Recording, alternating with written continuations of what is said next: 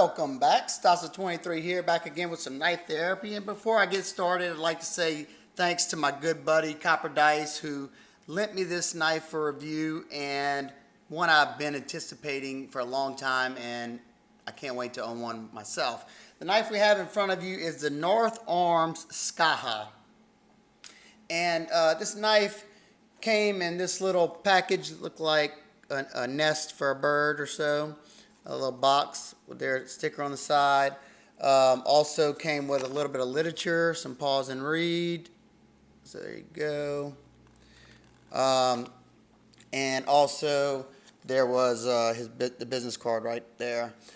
They make these knives in small batches, and they're pretty backed up right now. So if you're interested in this knife, you got to go get your name on a waiting list. So what do we have here? We have a knife, first off, like I said, comes in small batches, and it comes in right around $189. This right here is the version 1, and I'm going to kind of talk about some of the changes from the 2. There's not a whole lot, but this one was made in 12 of 17, and I know that because it's right there on the blade. I like to see that. It's a cool feature. And let's dive into it. You have a very classic drop point blade with this the lines from the CNC process, the step down process, and very attractive, like high satin, almost polished finish, keeping these lines rather smooth. So I mean, you can feel them, but they're, it's not like a huge step off going down. Also in the front right here, you can see the North Arms maker's mark right there, nicely deeply etched in there. And also you have S35V in the blade steel, which is definitely great blade steel. Flip it over on this side, the main bevels have no billboarding. You look right here, you can see made in BC, so this is made in British Columbia, Canada. Like I said, it's a small outfit. I think a father and son deal. And let's get back to the blade. You got some very, very functional jimping up there. It definitely catches into the finger. We'll talk about that a little bit more later. See if I can show you that. It's nice and deep cut and lots of tracking. Your thumb's not going anywhere when you bear down. As you can see, I don't know if I can show you that well because of the reflectivity, but they did a somewhat of a bevel on top right here, so you don't have a super sharp spine. I like to see that. You have a nice point for piercing. Nice it's going to be a delicate point, but this knife is not a hard user. I don't think that's what it's intended for. Let's see. We talked about the jimping. Next, you look at it. They do have a sharpening choil, but I don't know. See if I got my pen handy. As you can see right here, it does flare out a little bit, so I wish they could have extended a little bit more. That's one of the changes that they made on version 2. They did extend this choil just that little bit more because it wouldn't have took much, so you don't have that flare. So I like to see that they are progressively fixing things whenever they're addressed, whenever people tell them about it. Very nice to know. You close it. You have a nice predominant flipper tab right there. The sides have been beveled, and like the jimping here, you have some jimping right here, and it's very effective. Allows you to launch that blade out with authority. This blade is super, super light, and we'll talk about that a little bit more as well later. Let's go into these nice 3D contoured G10 scales. I love when they do the 3D contouring. It makes it comfortable in hand, and being that this is just a generic style shape, it's rather comfortable in hand. And this grip is pretty comfortable. That grip is really comfortable.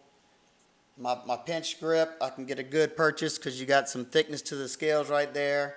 I like that. And with the reverse grip, it's comfortable as well because you have this rounded spot right there.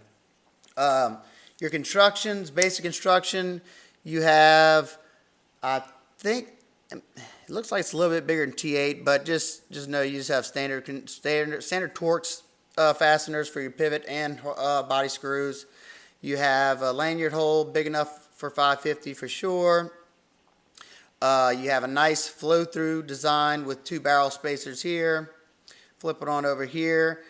You got just a generic pocket clip. It's not going to ride deep. Let's see what it looks like in the pocket. It slides in fairly good because of the smoothness of the G10. So as you can see, a good bit of the knife is sticking out. I'm not a huge fan of that, but you do definitely have a place to pull out the knife. That is a nice advantage of having that much sticking out. And in your slanted pockets, say on your khakis or I don't know, you have even more of the knife sticking out. So that's, like I said, that's somewhat of a negative for me. Let's see. Another thing that they did a great job of is giving you a spot to disengage that lock bar. You had this little cutout, and if I can get it zoomed in right here, you can see they also have a chamfer on that on the lock itself, so you don't have a 90-degree edge. And I'm just noticing this now. They also knocked off the corner right there.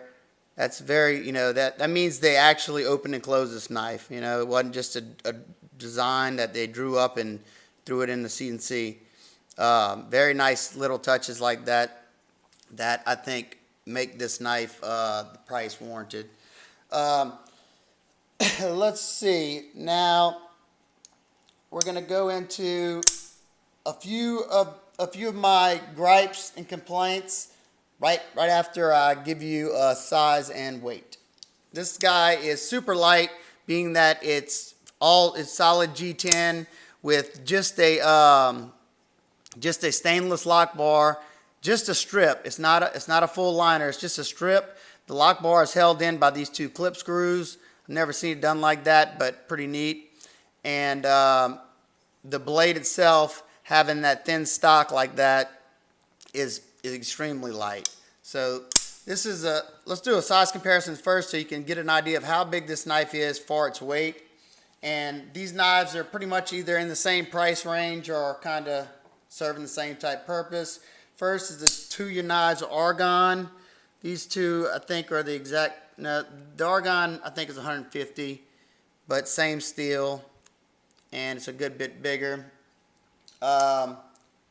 Next one, in its fashion that I have right now, it's a lot alike, and that is the Benchmade Ritter Grip Tillion, which is the same size as a regular large grip Tillion I have in G10. And these two are almost identical in size, so if you want an idea of how big this knife is, your large grip Tillion is pretty much identical. This next knife, to me, has a lot of similarities in look, especially in the blade if it didn't have that recurve. That's what I thought of when I first handled this knife, and that is the Kershaw Blur.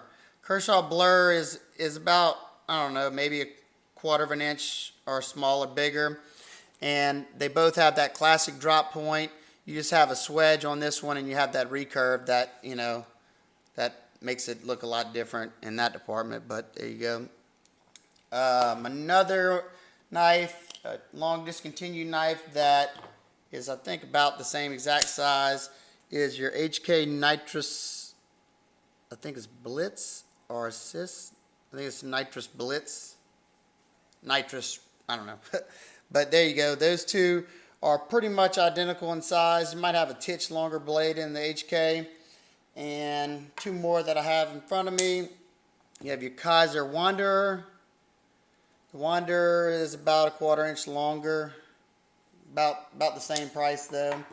And just for one that tons of people have is your Spyderco Delica. And as you can see, the Delica is almost a 1/2 inch shorter. So definitely a nice size knife, nice full size EDC knife. That's kind of my sweet spot right here. And for that size, let's just get a weight. These two, like I said, this one, especially being the G10, almost identical in size. Blade stocks are not that much different. Let's see what the difference is in weight on these guys. And I'm guessing it's probably going to be considerable, but we'll see. Because the Skaha feels like freakishly light. Let's get a weight on this guy. 4.92 ounces. that G10 is very thick in here, and you got this full G10 backspace, so that's what's making this so heavy. I mean, it's not heavy, but let's check this guy out. 3.10 ounces for an 8-inch knife. I think that is amazing. Definitely great job on them to execute that. Just perfect in my eyes. So let's talk about a few things that kind of bug me on this knife, but some of them I want to let you know have been addressed in their version 2. And first off, everybody knows I'm a stickler for the sharpening choil. You know, they just barely missed it. Just wanted you to know, if that's something that bothered you, if you're getting one on the secondary market, you might want to go with the version 2, because the version 2, he fixes that. Something that doesn't really bother me, but it was something that they addressed in version 2, is they shortened the flipper tab, because it is a little long, but it's about the same length as most flipper tabs that I have, and that's just not something that bothers me. But there you go. Like I said, if you want the smaller one, look for the version 2. Next is the jimping on the spine. Now, while it works very, very effectively, when I was bearing down, I was shaving some wood, and when I was bearing down, that jimping was rather aggressive. And it may not be aggressive for you. Y'all got to know, I mean, look at my hands. Y'all got to know that just because something's aggressive to me, it doesn't mean the average person, but just something I wanted to note. It is very functional, though, so if you like aggressive jimping, there you go. It's locking you in, no doubt. And while we're talking about jimping, we'll go ahead and talk about this jimping on the flipper tab. They did a great job of beveling the sides so your sides aren't sharp, and they even kind of did something at that top right there. But in some cases, that can aggravate your finger if you let it like slide on the flipper tab. It does give you excellent traction, and it allows the knife to rock it out. But I noticed after a lot of flipping I don't know if the V2's like that, but I noticed after a lot of flipping, it was kind of irritating my fingers, especially if I kind of slid off of it. But it's not hurting the functionality of the knife whatsoever. Next, I'm not a fan of the pocket clip, and you saw whenever I showed you in the pocket that a good bit sticks out of the pocket, and it just looks like a cheap gas station pocket clip. It functions okay. It comes in and out of pocket pretty easily because they got this polished G10. But one good thing to note, if you hate the pocket clip too, they did change to a wire clip like the Spyderco wire clip on version 2, and I love it. It's somewhat of a deep carry. It's still not a full deep carry, but it's a lot more deep carry than this. So awesome that they addressed that as well. Let's see. We're going to talk about ergos. Now, through normal EDC tasks, day-to-day tasks, ergos are great. But I will tell you, anytime I was doing cuts where I was bearing down, putting pressure in my hand, squeezing down, and this is always the case whenever you have this type of inset liner like this. When they're making this relief cut for the G10, you can see how you have a 90-degree edge right there. And when I'm bearing down, I can feel that biting into my finger. Watch. It's pretty sharp. You can see the line right there. Something that I wish there was a fix for that. I know if they put a bevel, it would probably look funny. And also, the rest of the scales too, this is sharp in the inside. There's 90-degree edges on the inside of the rest of the G10. They did such a good job of like knocking this off and stuff and doing all that. I would have loved to see just a small little bevel to make that more comfortable in hand. And like I said, I only noticed it whenever I was really bearing down into a cut. And along with that as well, see if I can show you right there. This pocket clip, that ramp up here is digging into my hand along with the inside of that little hole. Now everything else is softened, just you got that extra ramp. I do feel it in my hand. Now all those weren't bad enough to where I felt like I had to go put on gloves or I didn't want to use the knife. It was just something that was definitely evident, and I would think maybe with some prolonged use, cutting up a bunch of boxes or shaving a bunch of wood, that might be an issue. Just something to note. Let's see, this is another aesthetics thing for me. is these plain Jane barrel spacers that look like they came off of a gas station knife. The knife looks nice and classy with this nice polished G10 with like a matte finish on it. You got nice fasteners. They're not dainty, small, cheap fasteners. And then you got this pocket clip that looks like it came off a gas station knife, and then they grabbed the barrel spacers as well.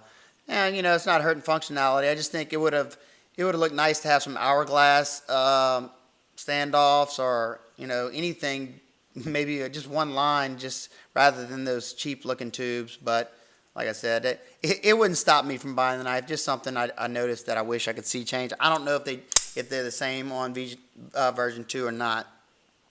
But let me say why I think this knife is an absolute home run. And as soon as I got it in hand and handled it for a while, I went straight to their site and I put my name in on the waiting list to buy one myself. So that just lets you know that I do love the knife, and I none of those little nitpicks are going to stop me from wanting to buy this knife.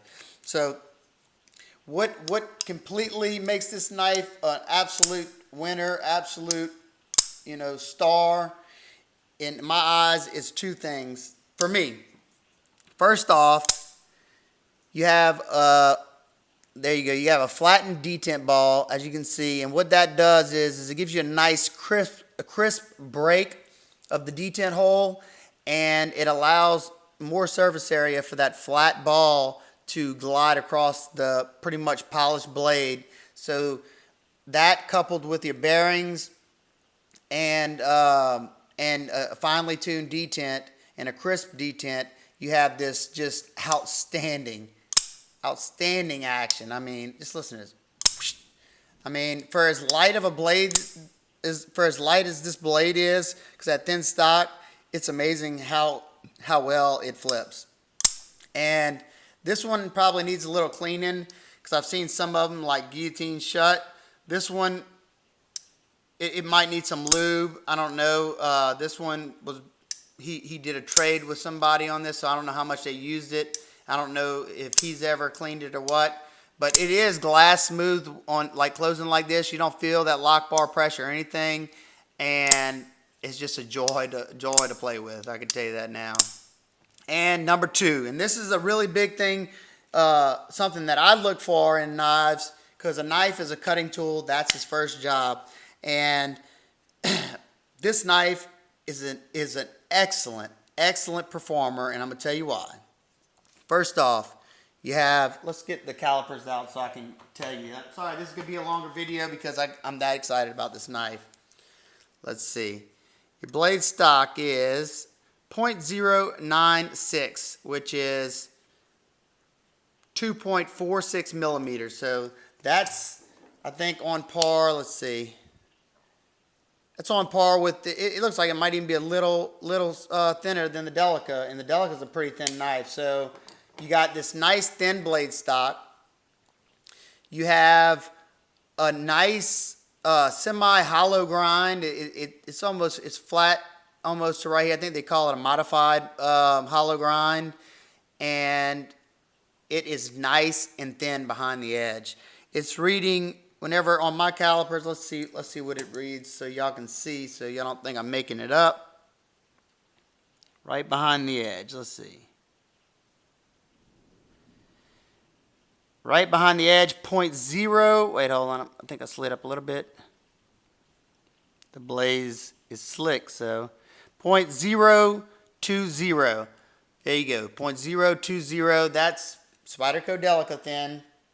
And along with that, they sharpen these knives at 15 degrees per side. So I hear that these things come scalpel sharp, and I don't know if the guy before me sharpened it or not, but it's still nice and sharp. I stropped it up, and it's so nice. I thought these lines might create a little bit of resistance, but they're smooth enough and polished enough that it just glides through material.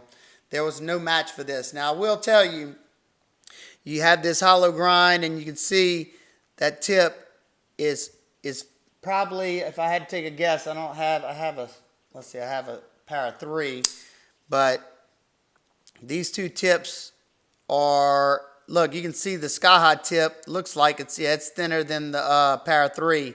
So you're definitely not going to want to do any prying with this knife. I wouldn't even stick it into any solid hard material like I don't know. I wouldn't even like stab it into something even without wiggling, because you probably will lose that tip. It looks like the first owner might have right at the edge. Yeah, look, there you go. He has knocked off that tip. I don't know what he was doing, but I'm sure it didn't take much because it's a nice precise tip. And that'll probably come out as soon as my buddy Copper Dice sharpens it up, but it's just a shame to see. There you go. Just barely lost that absolute edge on that tip. So I think it's obvious that I love this knife, and it's pretty plain looking, in my eyes. It doesn't look, it's not a flashy knife. It's not something flashy like this with anodizing and, two-tone blade and stuff. It's just, it's simplified, done right, and I can't wait to be able to own one myself. If anybody has a V2 that they want to send my way so I can review it and get an idea of, the differences and see how they were executed, I would love that. Just let me know. And I hope everybody's having an absolute wonderful weekend. If I upload this during the weekend, I always forget that. And I'll see you guys next time. Don't forget to subscribe, like, and comment. And I'll see you in the next one. Peace.